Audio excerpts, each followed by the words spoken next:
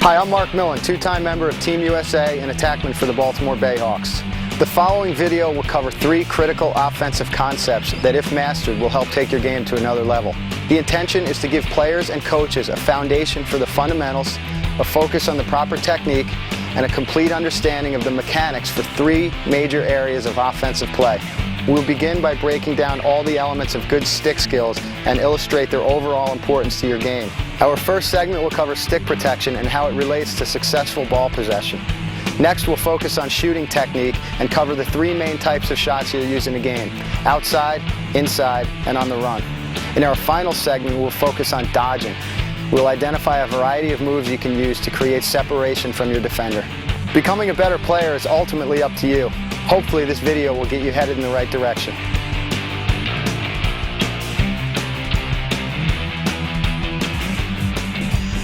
Throughout this video, we're going to work under the assumption that to improve your stick protection, shooting, and dodging, you're going to have to already have at least fair stick skills. More than likely, the better your stick skills are at this time, the easier it's going to be to master the skills in this tape. It is my belief that the game of lacrosse revolves around good stick skills. If you have good stick skills at any level, it'll make you a more dangerous player. And we're going to illustrate that, especially when we talk about shooting and dodging.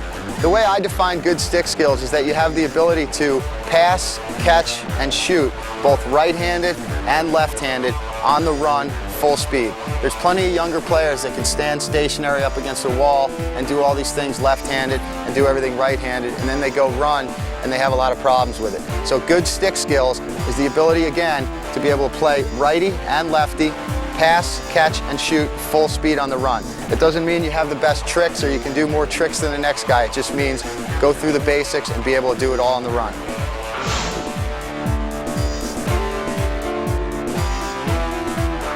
Good stick skills are going to start with the grip on the stick. We got to make sure that the stick is gripped comfortably at the end of our fingers and not in the palm of our hand. We also want to have a nice soft grip on the stick. This will allow us to cradle the right way, and when we're catching and throwing, it'll allow us to catch and throw the right way. But we have to have a nice soft grip, and the bottom hand is also doing the same thing, opposite of the top hand. It's in our fingers, nice soft grip. The next thing we need to do is have a good cradle, and there's 2 types of cradles that we're going to use in a game. The first cradle we're going to use in a game is a horizontal cradle. The next one is a vertical cradle. To get a good horizontal cradle, again, we just have to make sure that the stick is in our fingers and not in the palm of our hand. If it's in the palm of our hand, we're never going to get a good cradle. But if it rests down there at the end of our fingers, we'll be all set. We need to make sure that when we cradle, we just turn the stick over towards our body. The bottom hand is basically just acting as a guide, and we're just going to make the OK sign with the bottom hand. So we're just turning the stick over, bringing it towards us, kind of like we're just doing a wrist curl, just turning it towards us. The horizontal cradle is going to be used most of the time in the open field when we're unplayed by a defenseman. And as a defenseman comes and picks us up, we want to get into a vertical cradle. At the younger level, we want to cradle mostly with 2 hands. And as we start to get a little bit more advanced, we're going to go with a one-handed vertical cradle. And basically, again, we're just taking this cradle from here and we're moving it up to this area up in here, and we're just turning our wrist over. The cradle is going to be really important, not only when defensive players check our sticks. The centrifugal force is going to help keep the ball in our stick, but we're going to learn later on that this cradle here is going to move into a vertical cradle, but it's also going to help in our shooting. The next part of stick skills we're going to talk about is throwing or passing to a teammate. First thing I like to do is make sure my hands are in a good position on the stick. I like to have my hands about 13 inches apart. Most of the time, if you watch me in a game, I'll have my hands choked up a little bit unless I'm making a real long pass. Otherwise, I like to have my hands choked up a little bit for control. You'll also notice that when I go throw the ball, I have my hands and elbows high and away from my body. The next thing I need to do when I throw the ball is I want to pick a target. My teammate will hopefully give me a target with his stick, and I want to make sure the head of my stick goes directly at his target. And Mark Millon. Great pass and a great shot and a goal. If the head of my stick goes in an area away from his stick, I'm going to miss the target. So when I throw, I need to have my hands and elbows high and away, about 13 inches apart. Head of my stick goes right at the target. Also, I want to step towards my target, not away from it. I want to step towards my target when I'm throwing to it. You'll notice when I'm throwing that my top hand is doing most of the work, similar to throwing a baseball or throwing anything, but my top hand is doing most of the work and my bottom hand is pretty much a guide. When receiving a pass, there's also a bunch of things I need to keep in mind. The first thing I need to do is make sure I'm always moving in the direction of my teammate. If I feel I'm open, I don't want to stand stationary, I just want to move towards my teammate and look to give him a target. The next thing I need to do is, again, choke up on my stick a little bit. There's really no need to catch the ball with your hands down here, especially when you're talking about receiving a pass with your offhand. Make it a little bit more comfortable by choking up. You still have plenty of time to catch the ball and slide your hands down.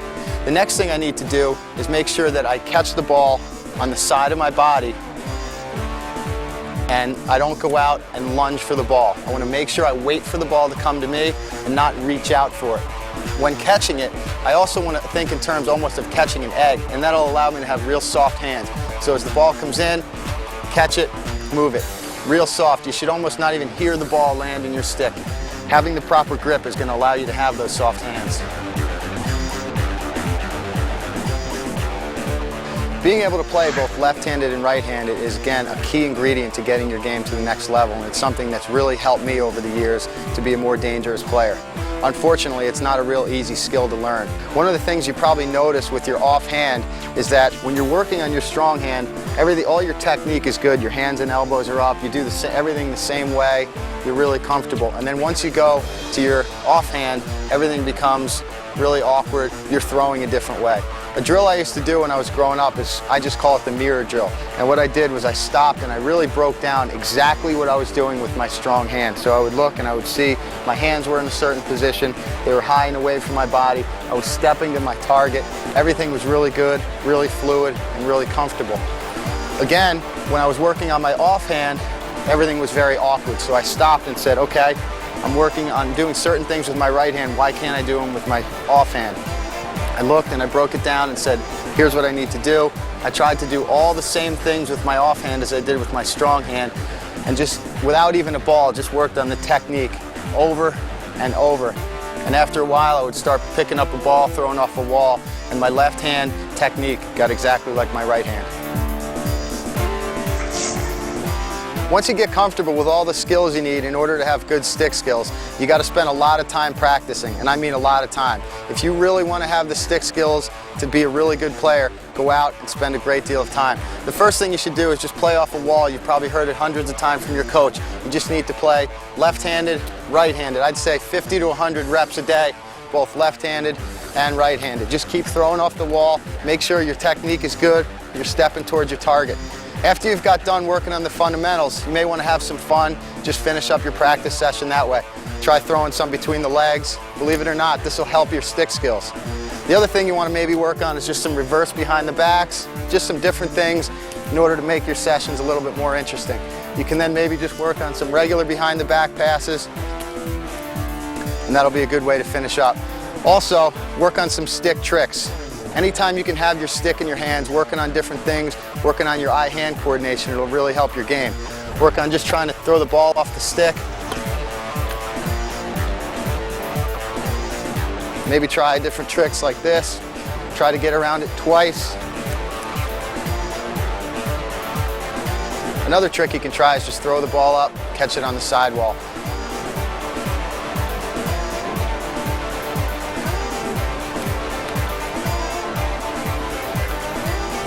final trick, just to have some fun, is a stick twirl. If you can master these skills and be able to play both left-handed and right-handed comfortably, you're going to be a much more dangerous player.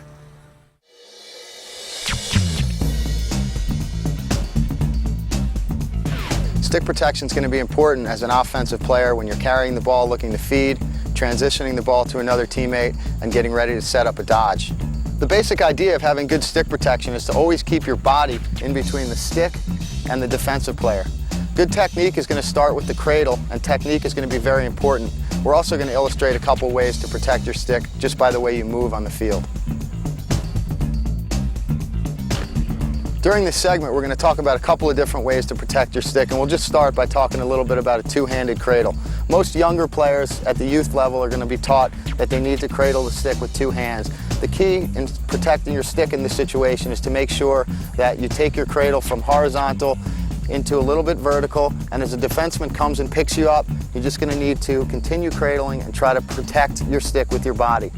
You'll also see some high-level players who attackmen come around the goal with a really strong power cradle. The key again here is to just make sure that you're cradling with your top hand. As a defensive player comes and picks you up, you're going to turn into him to absorb the check. We're cradling pretty hard in this situation, and we're hoping that if a defensive player checks our stick, the ball is going to stay in there because of the cradle. We talked briefly before about the vertical cradle, and the thing we have to understand is that this is the most important part of having good stick protection. Just to review, we want to make sure the stick is in our fingers as opposed to in the palm of our hand, and we want to make sure we cradle with our wrist. We also want to keep our elbow locked, keep very tightly to our ribs, okay? And you'll see the stick is kind of cradled somewhere near my ear, or what's referred to in lacrosse as the box area. The next thing we need to do to have good stick protection is get our offhand up high and away from our body, and this will act kind of naturally as a shield between the defender and my stick.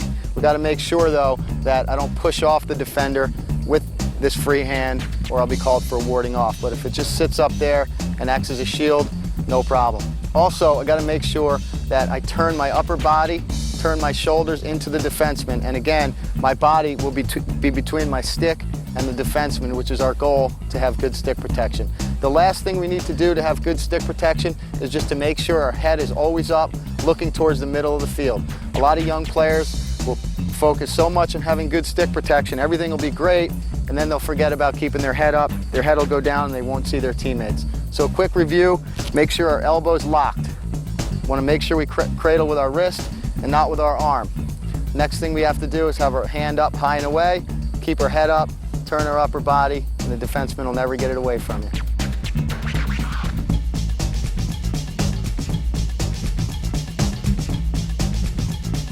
Once I establish good stick protection running in one direction, I need to learn to maintain it through a dodge. In a change of direction dodge, I need to make sure my stick is tucked. As I get into the dodge and I change direction, I want to make sure my stick stays in towards my body, in between my legs. As I go to switch hands, again, I want to make sure my stick stays close to my body. I don't want to pin it against my chest, that's illegal. And then as I roll out of the dodge, I again keep it near my chest, and then I protect my stick outside the dodge. If I was to do it the incorrect way, I would keep my stick nice and tucked into the dodge, then I would keep it outside my legs and hang it behind me, and I'm going to lose the ball pretty easily. Probably the best way to work on your stick protection is just have another defenseman go out there with you, shadow you, run back and forth, and have him throw checks when you leave your stick unprotected. If you are in a situation where you don't have another defenseman, a drill I use and a drill you can use to work in your stick protection is just get two cones and try to run back and forth, making sure that you're working on all the elements and everything's in place. Your stick is really tucked, you go into your change of direction, you keep your stick between your legs. It should look something like this.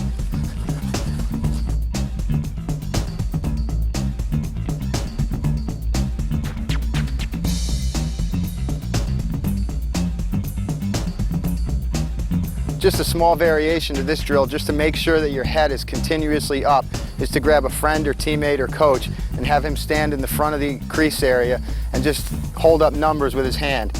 As I run back and forth to make sure my head is up, I need to read off the numbers my coach is holding up. So that's what this will look like. 2, 5, 4, 2,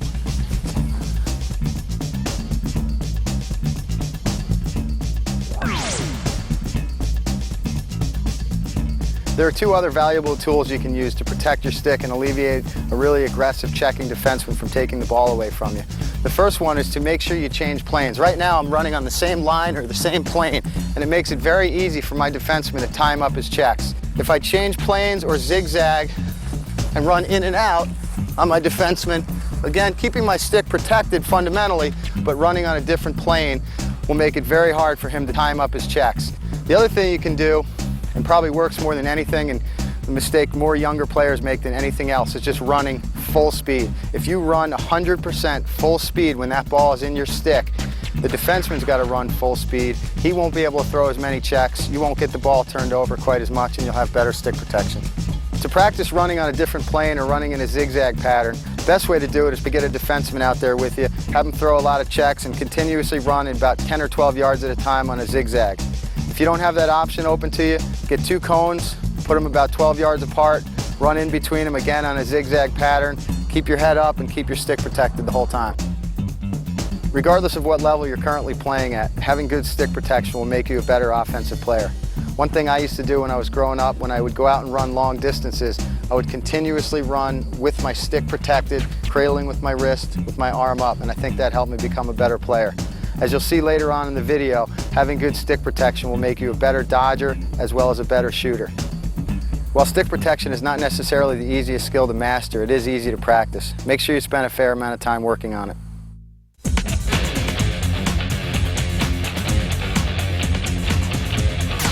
In this video, we're going to break down shooting in 3 segments. We're going to start with an outside or a time and room shot. Most of the time, a time and room shot is anywhere where you're about 10 yards away from the goal. The reason we call it a time and room shot is after we receive a pass from a teammate, we have some time and room before a defender picks us up to release the shot. The next shot we're going to talk about is an inside or crease shot where you're around the goal. These shots are going to be anywhere from 1 to 4 or 5 yards away from the goal. And the final shot we'll talk about is a shot on the run. Shooting on the run is probably one of the most difficult skills to learn in lacrosse, and it's probably the skill you want to practice the most. It's a pretty obvious statement, but if you can't shoot, you can't score. I've played with a lot of really good players over the years, as I'm sure you have, that are great dodgers. They get themselves in position to score, but they're not good finishers. Those type of guys have a real hard time getting their game to the next level. Shooting is going to start more than anything with fundamentals and technique, and we're going to cover all those in a few minutes. The next thing we have to know with shooting is that all those fundamentals and techniques need to be repeated with your offhand. So you don't only want to be a great shooter with your strong hand, but you want to be able to do all the same techniques with your weak hand. If you can do that, you're going to be surprised how many more scoring opportunities you're going to have.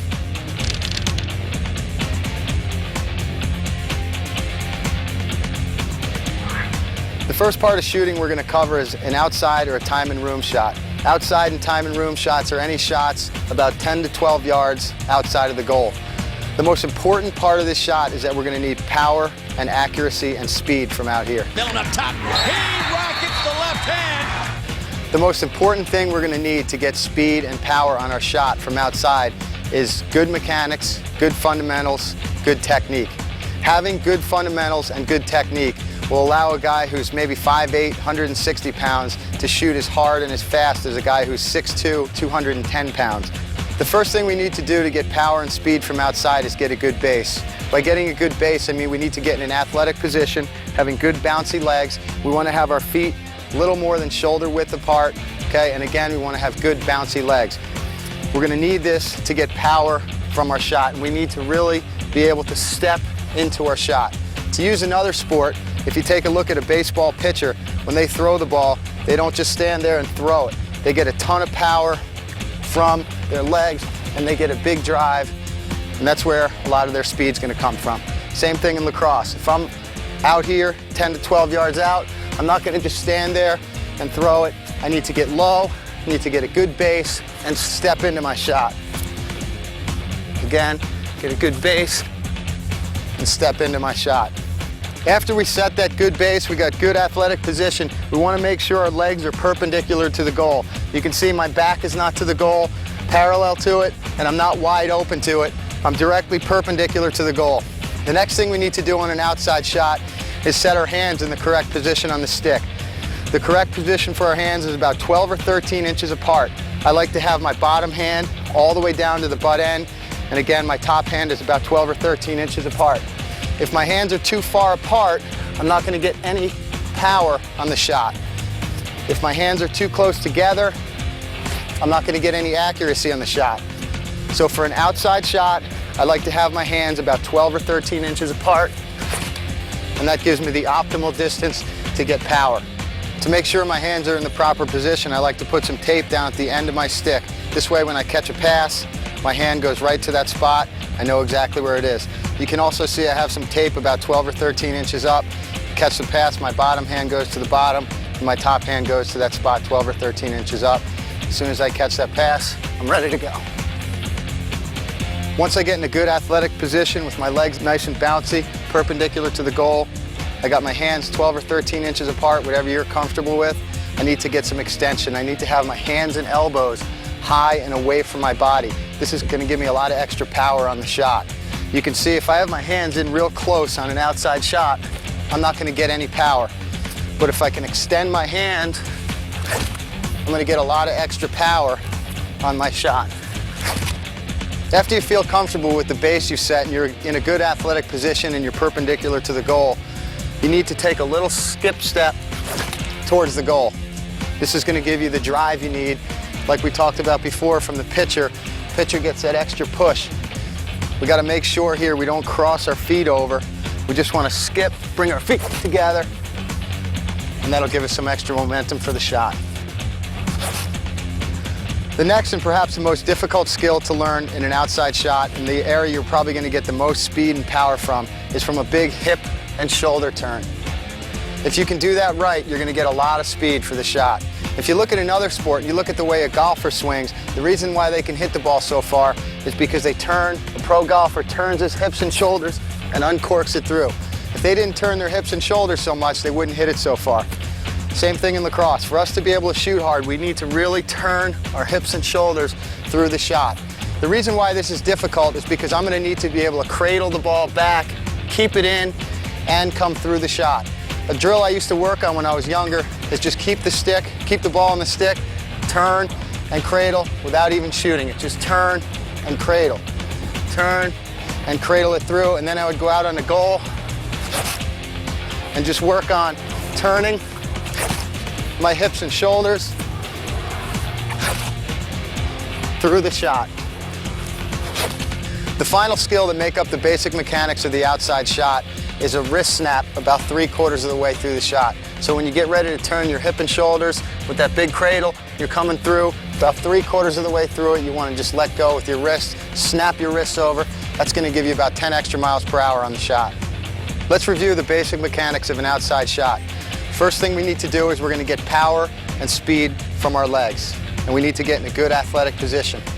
The next thing we need to do is get our hands in the proper position on the stick. Again, I put the tape on my stick so I know my hands are going to go 13 inches apart. I'm going to have good hand position. I'll be ready to go. Next thing I need to do is get that extension. I'm going to do that by getting my hands and elbows high and away from my body. We then want to skip a little bit towards the goal to get some momentum. And remember, we don't want to cross our feet. We just want to skip towards the goal. Probably the most difficult skill is that big hip and shoulder turn, learning how to keep that cradle, keep the ball in there, and follow through. The final thing we need to do after about 3/4 of the way through the shot is just snap our wrists over, and hopefully we'll be able to get a pretty hard shot from outside.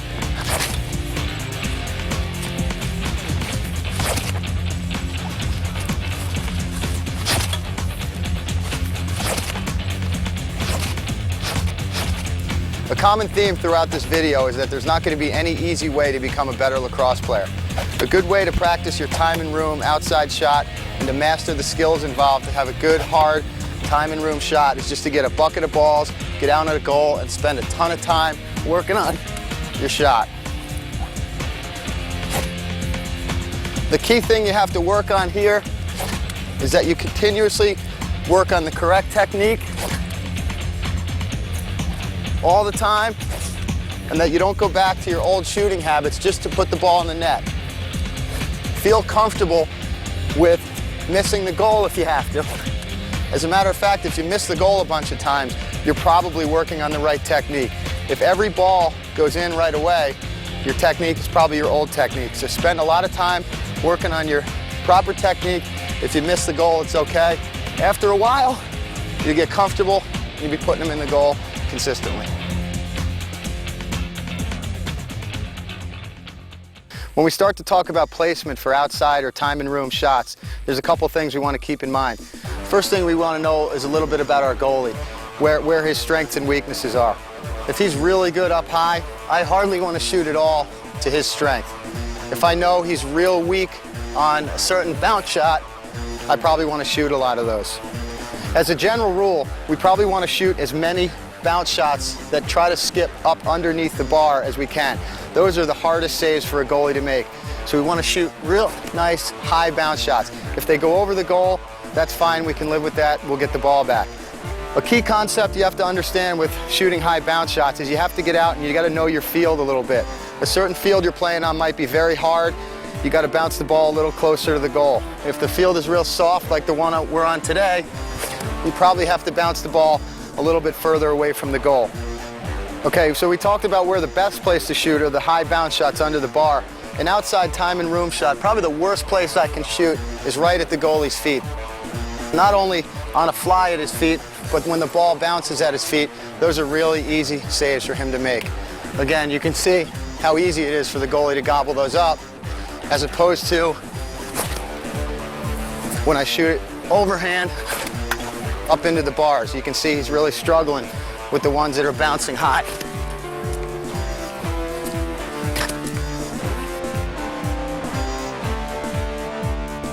Another thing we need to do to be an effective scorer from outside is have a quick release. While we call this a time and room shot, that doesn't mean you have all day to release it. So we need to learn to move to our teammate and pretty much be ready to shoot it as soon as you catch the ball. So if I move towards my teammate, I'm going to catch the ball and try to get as much power and velocity as I can and still get rid of the ball really quickly. I've played with a lot of players that have a really good shot. It takes them a long time to get the shot off. Make sure you learn, move towards the ball, catch it, get rid of it as quickly as you can, especially as you get up to higher levels. That time and room gap's going to fill up really quickly. In game situations, you're not going to often find yourself standing in a certain area wide open where you can catch the ball and just get a release. So what you need to work on is finding a passing lane and then shooting off the pass, making sure that you have, again, good technique, making sure that your base is set, you're taking a half skip to the goal, and that you're getting a good, hard, quick release. A drill I like to work on to practice this is I just set up 2 cones in different areas of the field. I'll start at one cone, cut hard, basically trying to find a passing lane, look for my teammate, set a good base, get a good hard release.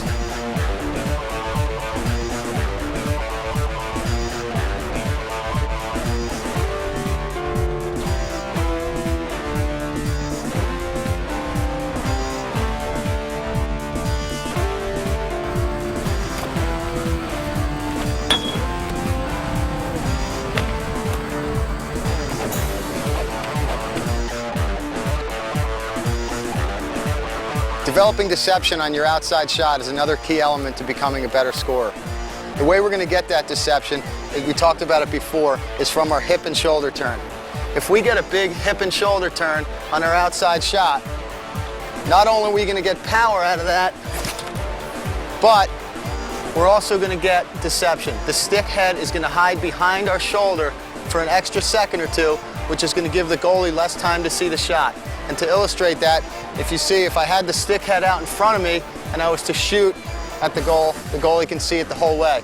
As soon as I turn that hip and shoulder, the stick comes from behind me, goalie sees it for less time, I'm more deceptive and a better scorer. When shooting outside time and room shots, you want to really try to shoot overhand as much as possible as opposed to sidearm or underhand. Let me just illustrate why. When shooting overhand, you have a lot greater room for error in hitting the goal. Basically, if I was to shoot at the middle of the goal and I miss my release point right now a little bit low, you can see the ball still goes in the goal. If I'm shooting overhand at the middle of the goal and I miss my release point just a little bit high, again, it still goes in the goal. When shooting sidearm, should I miss my release point and let the ball go a little bit too early, I'm going to miss the goal on the side. If I throw it sidearm and I hold on to the ball a little bit too long, I'm going to miss the goal on that side. So If I shoot the ball overhand, even if I miss my release point, I'm still going to put it in the net. Another way to become a better outside shooter is to learn to be able to shoot underhand and sidearm as opposed to shooting overhand all the time. Basically, what we want to keep in mind with this shot is that we want to keep everything the same as we do for an overhand outside shot. We want to have a good base, we want to have our hands and elbows high and away, and the biggest difference comes in the cradle. Instead of cradling it back and coming through over the top, I just want to learn to cradle more underneath and come through.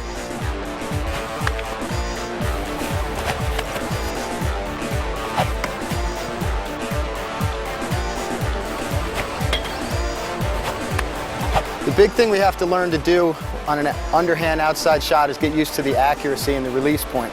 If I want to shoot it low, I need to release it real early in the shot, in the follow through. If I want to shoot it high, I just want to hold on to it a little bit longer. I'm sure most of your coaches will discourage you from shooting underhand shots, and that's because it's pretty tough to be accurate. Make sure you spend a lot of time working on it, working those release points before you pull it out in the game.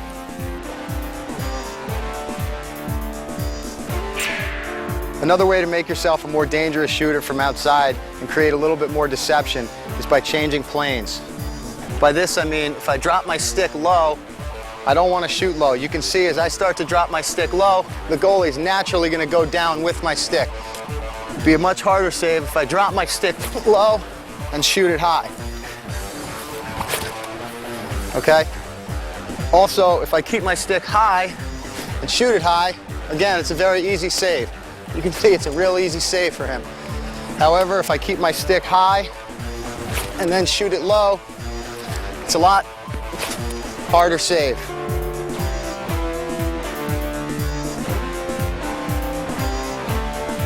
Millon gets roped from up top. He gives the United States a 6-5 score. That's Millon's second goal of the game.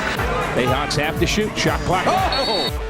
He totally knew what the shot clock read, catches it, turns to his strong left hand, and just rifles that right over the stick of Big Mike Abel. He's one of the biggest goalies in lacrosse.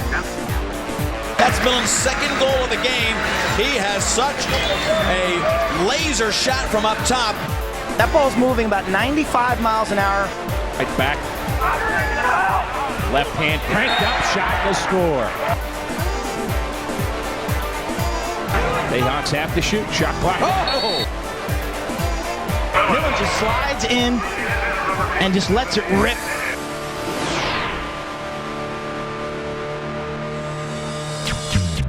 During the next segment, we're going to talk about shooting in close around the crease area. Most of the time, these shots are going to take place anywhere from about 1 to 4 yards away from the crease area. The thing you have to understand with these shots is because you're so close to the goal, you're not going to get very many of these chances in a game. You really need to cash in on them.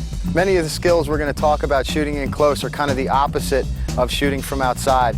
The first thing we have to understand when we shoot in close is that we don't need a lot of power. So we're not going to need our big leg drive, we're not going to need a lot of extension, and we're not going to need a big hip and shoulder turn. Again, a lot of the skills we're going to use are going to be kind of opposite of those. One thing that is similar to an outside shot is my hand position on the stick. While my hands aren't down at the end of my stick, I do want to maintain about a 12 or 13 inch distance in between my hands. And as I said before, I like to choke up, and it just gives me a little bit extra control. When you're shooting around the crease area, there's going to be a lot of defensemen in here throwing checks. The more control you have on your stick to maybe catch a bad pass or just shield your body from a check, the better off you're going to be. The next thing I want to do is make sure that my hands are in close to my body. Again, kind of the opposite of what we talked about for an outside shot where our hands are extended. And again, this is going to give us some extra control. Because we're not going to get a lot of power on this shot from a hip and shoulder turn, we're going to need to get some speed on our shot, and where we're going to get that from is our wrists. We're going to shoot a lot more with our wrists in close. And what we need to do is just learn to snap our wrists over. Just snap our wrists over and learn to get a lot of power. And we'd like to try to do that keeping our hands pretty close to our body. Again, really need to snap our wrists over because we're not going to get power from a hip and shoulder turn. The next thing I need to do when I'm shooting in close is shoot with a decent amount of accuracy. You don't have to over-focus on accuracy, but you're going to need to hit spots a little bit. To shoot accurately, what I need to do is first, after I receive a pass, I want to look at a spot, pick a target, and that's my goal of trying to hit that target. The next thing I need to do is make sure that the head of my stick goes exactly at that target. So if I'm looking to hit a point midway through the goal, I gotta make sure the head of my stick goes exactly at that target. If I'm trying to hit a point midway through the goal and the head of my stick finishes over here, there's no chance of me hitting that spot. But again, if I'm shooting at that bottom low corner and my stick head goes directly at it and I release the ball right at that corner, I'm gonna be pretty accurate inside.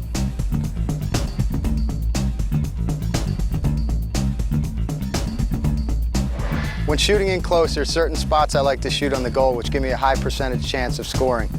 Basically, what I like to do is keep my stick in, again, towards my box area, the box area near my ear, and shoot on a downward trajectory straight down at the goal. I like to try to hit a spot about 12 inches off the ground all around the net. Give you another example, straight down at the ground, trying to hit a spot about 12 inches off the ground. When I'm in close, I don't want to shoot bounce shots because there's not a lot of room for the ball to bounce and skip up under the bar. Most likely, they're going to go right into the goalie if I shoot bounce shots. Also, I don't want to try to shoot high very much because if my stick is high, the goalie's right there and the ball is going to go right into his stick. So again, the highest percentage shot is going to be right off his hip to an area about a foot off the ground, straight down on a downward trajectory.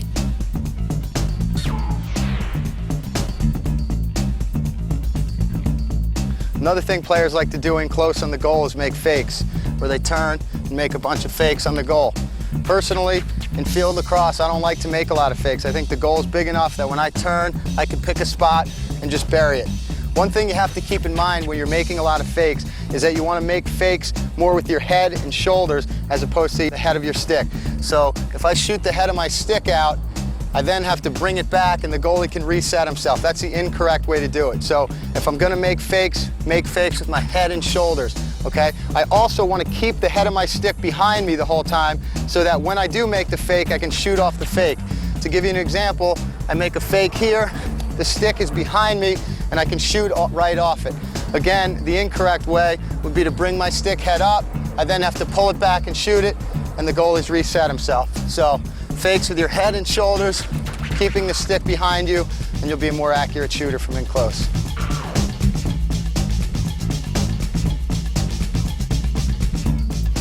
Like we talked about in the outside shot, changing planes is also very important from the inside.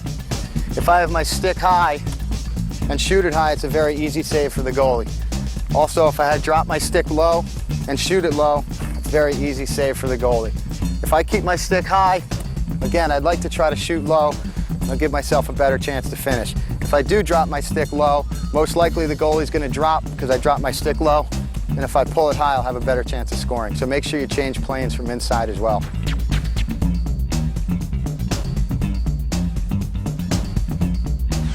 When shooting from extreme angles or really tough angles on the goal, don't be afraid to reach your hands out to give yourself a little bit of extra shooting angle. It goes a little bit against what we were saying before shooting in close. We said before we want to have your hands in tight, and that's to protect from defensive players checking you. If you have some room before a defenseman picks you up, it's not a bad idea, again, to just reach your arms out. The basic idea behind this is that from right here, my own eyes can see a certain amount of net, not too much. If I reach out my stick and pretend my stick has an imaginary set of eyes, it has a lot better angle. So you can see I reach my hands out and shoot. As we talked about before, when we shoot in close, we need to make sure we shoot with our wrist, snap our wrist over.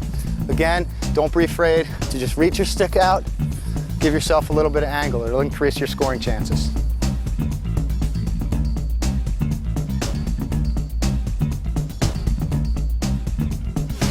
Being able to quick stick can help you out in certain situations on the field.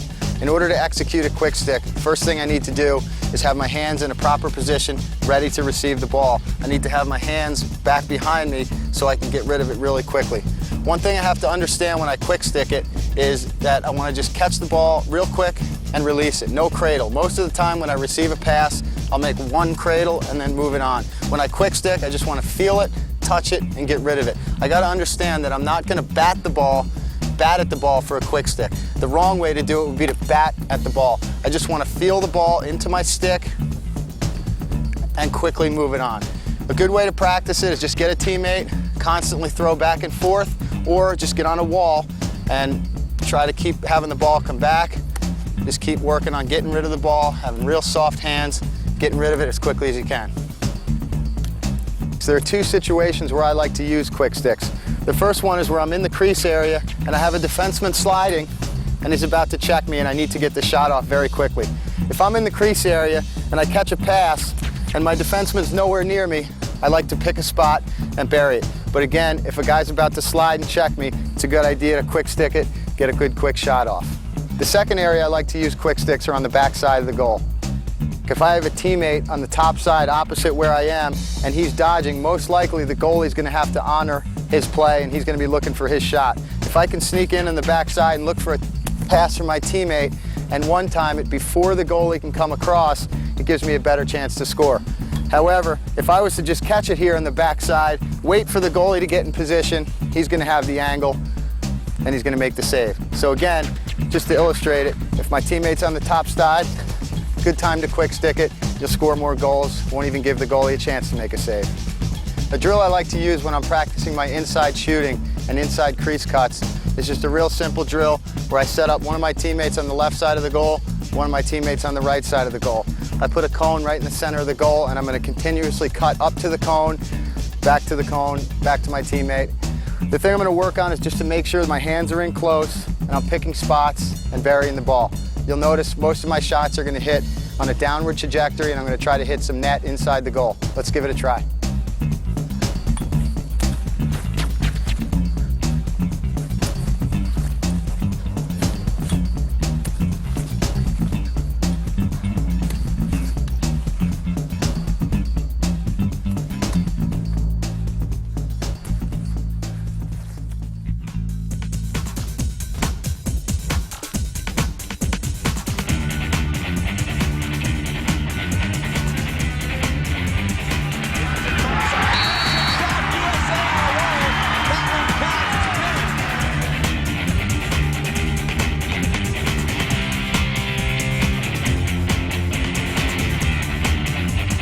Watch David Curry now. He will draw a lot of attention. You'll see the defense rotate up. Great little right to left move there, and the defense rotates upfield. Millon left alone on the doorstep. Little dip and dunk. Charlie Lockwood looking to get the ball rolling again offensively for Team USA. Darren Lowe back and forth, changing the direction. Big finishing shot. Millon just slashing right through the defense. Here it is again. You'll get a great angle here. You can see the quickness of Millon. He's so tough to cover.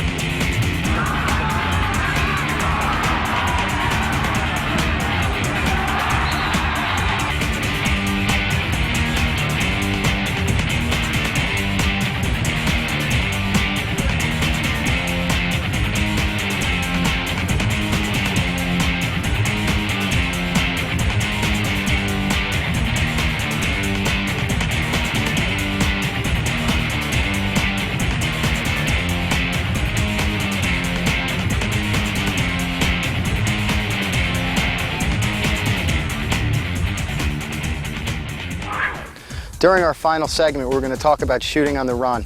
Shooting on the run is probably one of the hardest skills in lacrosse to master. It's also one of the hardest skills in lacrosse to teach. Because shooting on the run is so difficult to master, it's going to require a ton of time practicing on your own. In this segment, we're going to talk a lot about the fundamentals, and then it's going to be up to you to go out and master it. When shooting on the run, we have to revert back to a lot of the skills and techniques we learned when we talked about an outside shot. The one thing we do have to understand that on an outside shot, we get a lot of power and speed on our shot from our base, and because we're on the run in this shot, we're not going to have that power from our base. Where we're going to get that power, we're going to make up some of it in our hip and shoulder turn. We got to make sure that we do all the same things as we said before that we do in a time and room shot. We have to have our hands and elbows high and away from us. We need to have our hands about 12 or 13 inches apart. And again, we really need to make sure that we're going to make up some of the power from a hip and shoulder turn. On a time and room shot, we can get away with not having a giant hip and shoulder turn because we're going to get some power from our legs. But when shooting on the run, we really got to work on turning our upper body, turning our hips, and getting through on the shot. One thing that I really like to do when shooting on the run, which really helps me exaggerate my hip and shoulder turn, is that as I'm moving towards the goal, I like to kick my outside leg or upfield leg out, and it really helps me to turn my upper body. Another thing you'll see some players do is they're bearing down on the goal, they'll move towards the goal and kind of jump shoot it. Those are two ways to help you get a big hip and shoulder turn when shooting on the run in a game. Be creative and find out what works best for you. A few more points that should help you when you're shooting on the run. Number one, don't be too concerned with your accuracy. Just make sure you get a big hip and shoulder turn, you get a decent amount of power, and I'd like you to try to shoot as many high bounce shots as you can. Make sure the ball's hitting the goal, making the goalie work. The next thing you have to do when you're shooting on the run is make sure as you're running past your defenseman on a dodge, you don't slow down. I see a lot of players who make a dodge, they're on the run, and then they kind of pull up to shoot, and the defenseman's going to make a check. So when shooting on the run, don't slow down, run right through the shot. Next thing you need to do is have a quick release. So if I'm making a move off a dodge, as soon as you make the move, try to get rid of it. The goalie's going to try to get set, and if you can shoot it before he gets set, you'll have a big advantage. The next thing you need to do is just make sure that you understand that shooting on the run is a very, very difficult skill. You need to practice over and over to get good at it.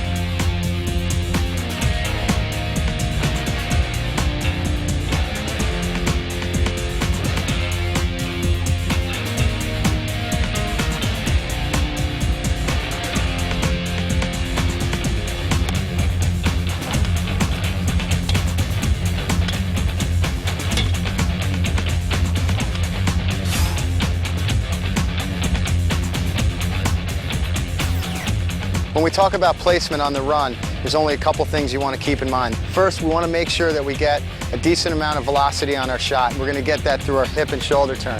The next thing we want to try to do is shoot as many bounce shots as we can. If there's one thing to think about, see if you can try to watch the goalie's feet a little bit, and as he begins to move on an arc because you're moving, see if you can shoot it while he's moving. It'll make the save a lot tougher. And for the more advanced guys, if you can try to shoot back where the goalie came from as he moves, it'll make your scoring chances go up even more.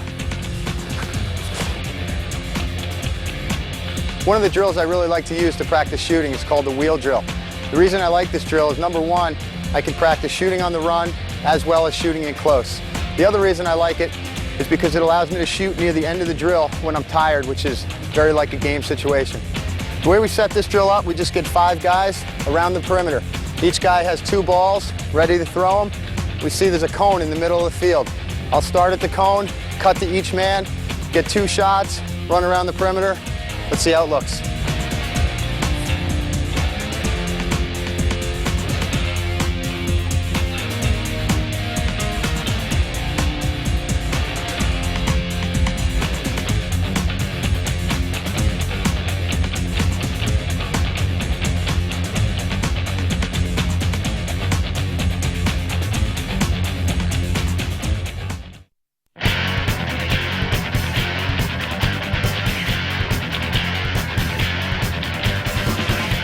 Yeah, Mark Millon on that one. It looked like his signature move there, Tony. Yeah, it's the only person in the world that has a burst of speed like that, and that is really Mark Millon. No help defensively for the Canadians, and Millon sticks it. Again, another look, a high shot. He gave him a little shake and bake with the head. Right here, he dips his shoulder and beats Sanderson high.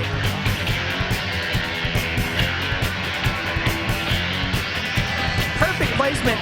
The ball actually kicks off the lower pipe. Back door again, easy shot. Mark Millon racking up some numbers.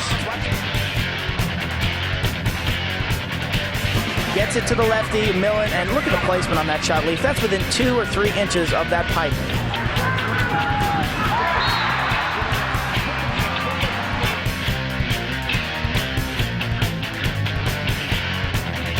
Millon on a sidestep, rockets one home.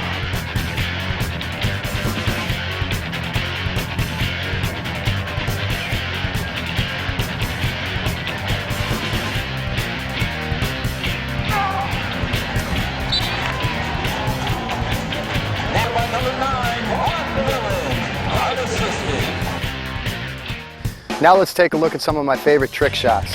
These are not necessarily shots you want to use in a tie game, but they will allow you to be creative and allow you to have fun at the end of your practice sessions.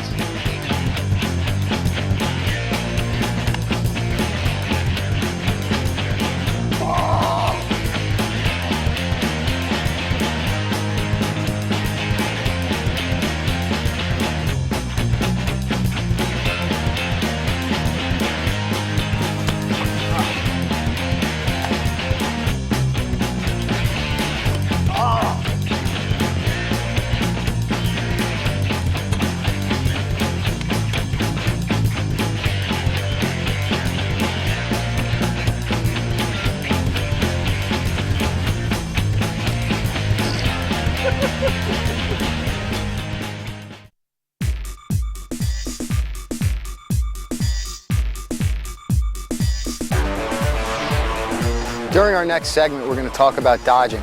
Before we talk about any specific dodges, there's a couple of things I'd like you to keep in mind. One of the first things you need to understand is why you dodge.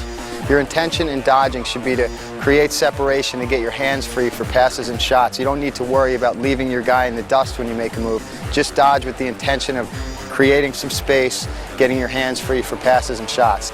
The next thing we need to do is dodge to our strengths physically. If you're big and strong, you probably want to work on power dodges. If you're small and quick, work on quick speed dodges out on the wings, more split type dodges.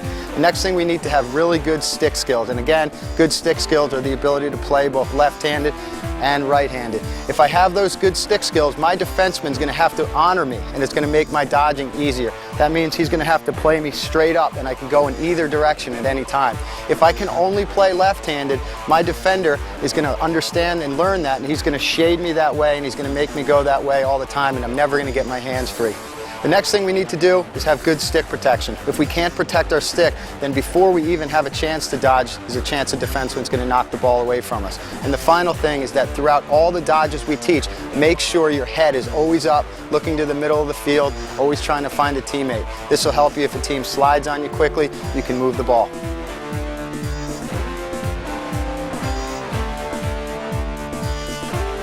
The first dodge we're going to talk about is a split dodge. A split dodge is my favorite dodge and favorite dodge of many of the top players in the game. The reason why a lot of top players like this dodge is because it puts a defenseman in a very vulnerable position. It makes him really have to react to what you're doing. A split dodge is also referred to as a north-south dodge, where you're going directly at your defenseman, as opposed to an east-west dodge, and we'll illustrate that a little bit more in a few minutes. The reason a split dodge is much more difficult to cover is because it's considered a north-south dodge, where my shoulders are square to the goal and I'm going in a direct line at the goal, keeping the defenseman in between myself and the goal. You can see it's much more difficult for the defenseman to cover it. In east-west dodge, my shoulders are not square to the goal. I'm kind of going back and forth, and you can see that's a lot easier for a defenseman to cover. The first key to becoming a good split dodger is understanding that we need space to do the dodge correctly. We're not going to try to split dodge from 6 or 7 yards away from the goal. To be a good split dodger, the first thing you got to do is get space. You need to get all the way out to the wing, all the way out up top, or maybe start right on the end line. We need to have space to start a split dodge. There are two ways to create that space. The first way is pretty easy. You just want to carry the ball out to an open area on the field, again, out on the wing, all the way up top, or maybe at X. The second way is to just get out there before you catch a pass, move out in that open space, catch the pass. Once I catch the pass, I want to immediately square my shoulders to the goal, and this is where I'm going to start my split dodge. Once I have my shoulders square to the goal, I want to start thinking about where my hands are in the stick. The way I like to put my hands when I cradle at my defenseman is about 13 or 14 inches apart and choked up towards the head of my stick. This will give me a little extra control when I switch my hands over on the split. If my hands are all the way down at the bottom of the stick, it's a very awkward switch. Also, I hang my stick when I do that. So I want to make sure my hands are choked up. It'll make it a lot easier to switch over. The other thing to think about when you're setting up a split dodge is that if you're cradling into the dodge with your left hand, more than likely you're going to switch over for a righty pass or shot. Vice versa, if you're cradling into the dodge with your right hand, you're going to probably set up a dodge for a lefty pass or shot. I now have myself in the proper position out in the perimeter. I have my hands set up the right way in the stick. I now want to start attacking my defenseman. Like I said before, my shoulders are going to be directly squared at the goal, and I want to run in a direct line right at my defenseman, full speed.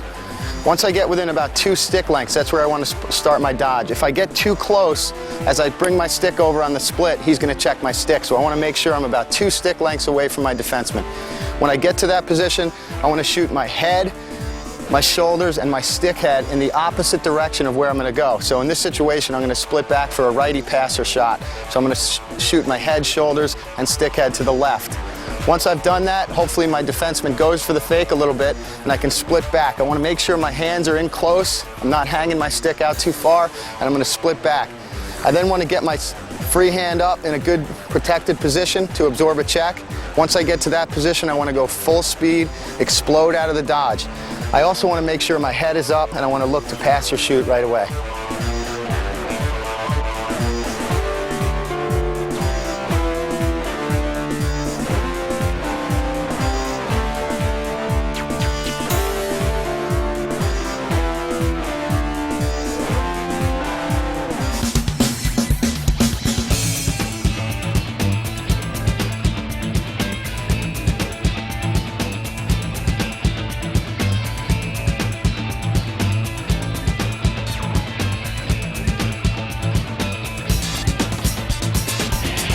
The next dodge we're going to talk about is an inside roll dodge, and the first thing we need to make sure we do with an inside roll is that we have really good stick protection. The defenseman's going to be kind of right near us, checking us in this situation, and we're never going to even be able to set the dodge up unless we have our stick protected. Next thing we need to do is make sure we get to the proper position on the field to start this dodge, and that's approximately an area about 4 yards up from the goal and then a 4 yard out from the goal. You can deviate a little bit from this. It doesn't have to be this exact spot, but you want to use 4 and 4 as a guide. Once I've gotten to 4 and 4, it's critical that my head is up looking to the middle of the field. I'm in an area in here where a defenseman might double or slide real quick on me, and I need to be able to step away and make a pass, so I have to have my head up. A lot of younger players will execute an inside roll the proper way. They'll get to a position and their head will be down. They'll get doubled and you'll lose possession of the ball. So make sure when you're executing an inside roll, your head is up looking towards the middle of the field. There are a couple different ways to execute this dodge. The first way would be a quick inside roll where I got to that spot and quickly rolled to the inside. The next way would be a power inside roll where I get to the spot, I stop, I plant, and once I feel some pressure from him, I'm going to roll to the inside. The reason this dodge is going to be successful is because most defensemen are taught not to let you beat him topside and just turn the corner on him. So when you're starting this dodge, you want to make him think that that's what you're going to do. It may help early in a game to try to just kind of turn the corner on your defenseman topside and beat him. That'll set up your inside roll for later on. Getting back to the spot where we're 4 and 4, I want to really protect my stick, as I said before. As I feel some pressure from the defenseman, I want to start rolling to the inside. As I roll to the inside, I want to take a good line at the front of the goal to increase my shooting angle and not fade back behind the goal. I'm not going to have a lot of good angle to shoot from. I also want to make sure that as I roll, I don't switch hands. That's a little bit of a different dodge. So as I roll to the inside, I keep my stick to the inside as opposed to rolling and keeping my stick to the outside. If I keep my stick to the outside, there's a good chance the defenseman's going to check it. But if I keep my stick to the inside, I have my stick protected as well as having better shooting angle. So I've now rolled to the inside. I'm moving to the inside of the goal. I want to get this shot off from the box area near my ear. I don't need a lot of speed. I don't need to back my stick out back here to get extra power. I just want to shoot from the box area, shoot offside, low, and I should be able to score. The final point to the inside roll is that once I get to the position in 4 and 4, I've done everything right. I roll to the inside. You can see that I'll seal him off. I'll seal my defenseman off a little bit with the leg I roll with. So then I can just take him to the inside and get a shot off. So if you roll the proper way, you'll actually seal your defenseman off and he won't be able to play you.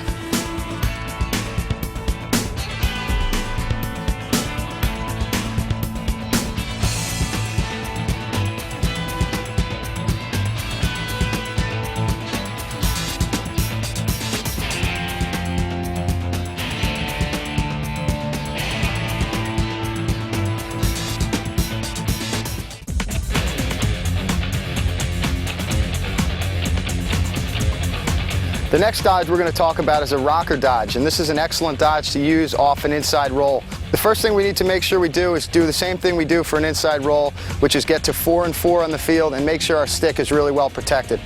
Once I get to that position, I really want to make my defenseman think I'm in an inside roll, so I may want to set him up earlier in the game by executing a couple of inside rolls.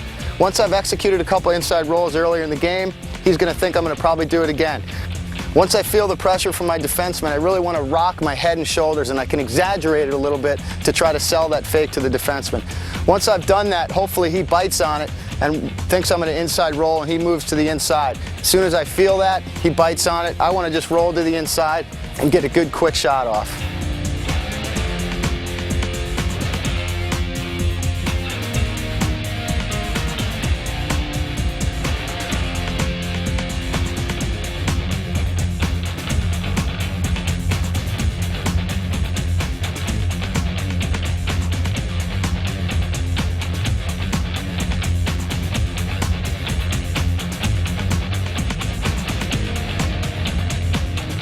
The next dodge we're going to talk about is a zigzag dodge. A zigzag is a dodge I like to use directly behind the goal at X. Keep in mind, you can use this dodge anywhere on the field. I like to use it directly behind the goal.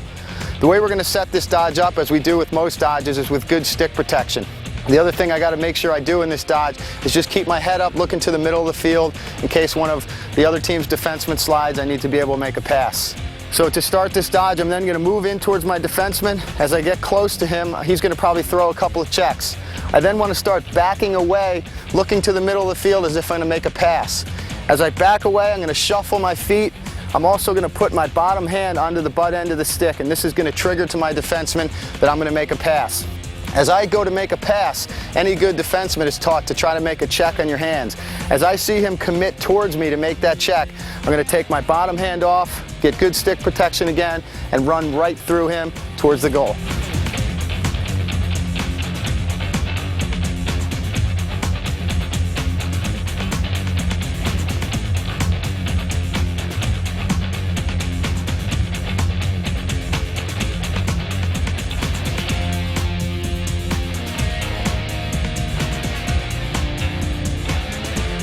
Another dodge I like to use to get a shot off from the inside is a question mark dodge. There's a bunch of similarities here to an inside roll. I want to make sure, again, my stick is tucked, my head is up, and that I get to a spot around 4 and 4. In this dodge, once I get to this spot, I want to move out away from the goal in the shape of a question mark, in this shape right here, and try to get a shot off. You can see it's a little bit different than an inside roll in that in an inside roll, I roll to the inside and keep my stick in the same hand. In a question mark dodge, I'm going to move out in the shape of a question mark, switch hands, and try to get a quick shot off.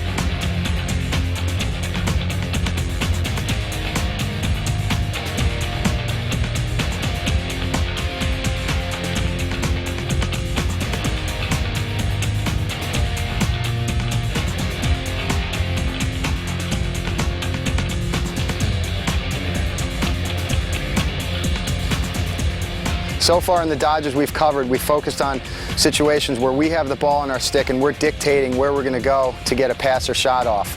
In the next couple of dodges, we're going to talk about receiving a pass and working off our defender's weakness or mistake to get a shot or pass.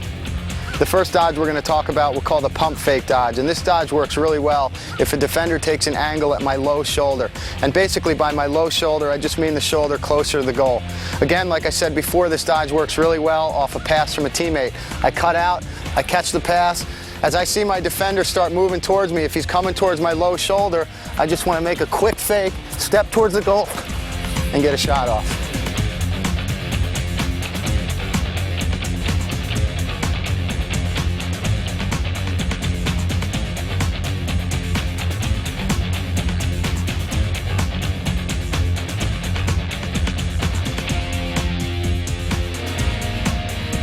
The face dodge is another dodge you can use off a pass based on the position of your defender. And in this dodge, as I start moving to an area, I catch a pass from my teammate. As I catch the pass, I want to look towards the goal, and I want to notice where my defenseman is coming at me and coming to play me. If he's at my high shoulder, and again, my high shoulder is the shoulder furthest away from the goal, I just want to act like I'm going to shoot it. As he comes towards me, I just want to pull my stick back across and get a quick shot off.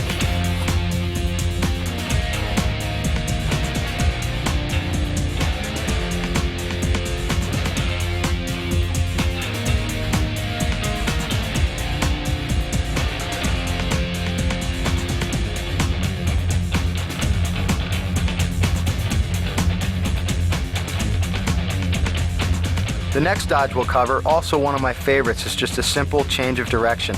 I like this dodge because it can be used anywhere on the field. What I like to do in a change of direction is run about half to 3/4 speed and make my defender think I'm trying to beat him in that direction. Once I get to a spot where I can roll back and have a decent shooting angle, that's where I'll execute the move. Another tip that should help you beat your defenseman is to change direction just as he's throwing a check. If you can do this, you'll get your defenseman off balance, and this works especially well with a very aggressive, hard-checking defenseman. A final thought that we cover during stick protection is to just make sure you keep your stick tucked into and out of the dodge and keep your head up at all times.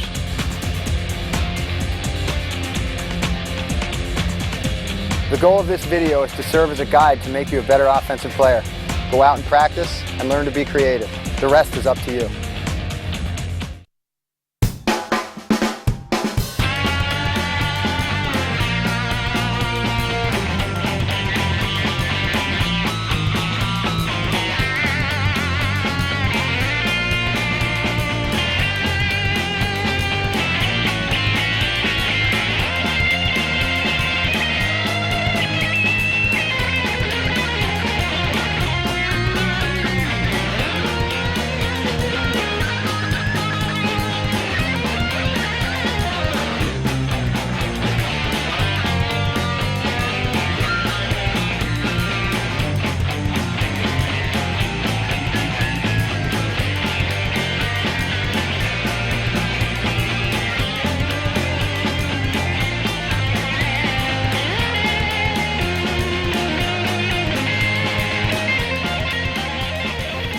Fruiting. Becoming a better player is ultimately up to you. Hopefully this video will get you headed in the right direction.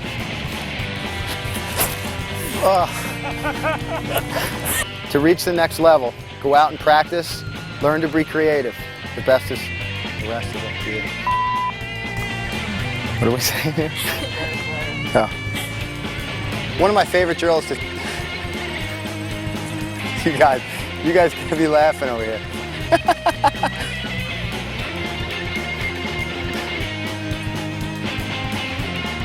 Developing deception on your outside shot. So most of the shots I shoot on the ground on a bounce are going to go right into the goalie. Maybe not. When shooting in close, there are certain spots in the goal I like to shoot at, which will give me a high percentage chance of... What is it again? To reach the next level, go out, practice. Why? Let me see that at the end. To reach the next level, go out and practice and learn to be creative. The rest is up to you.